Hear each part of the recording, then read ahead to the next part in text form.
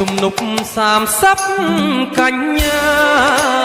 ទេសភាពស្អាតអស្ចារ្យព្រាបបានឋានសួគ៌គិលី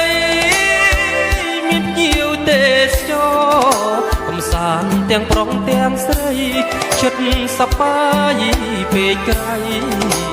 បាត់អស់ទុកកង្វល់ទឹកហូរប៉ះនឹងថ្មដាមានទាំងវងមច្ឆាហើយលេងគ្មានទុកអំពើ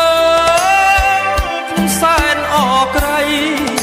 ពេលនេះរូបខ្ញុំបានយល់ចិត្តប្រតិបត្តិបានស្គាល់បុប្ផាដែលអឥតខ្ញុំទឹកដីស្រុកស្ទងបេះដូងបងនេះចាំនៅអភូមិក្របៅ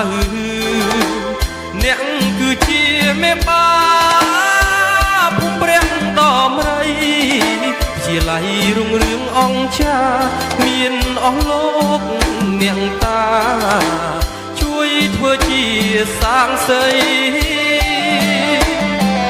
ភូមិដងភូមិគ្រូជាប់ចិត្ត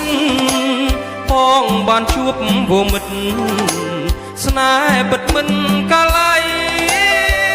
បងសូមសន្យាថាស្នេហ៍តែស្រងពីស័យមានវត្តព្រះដំរី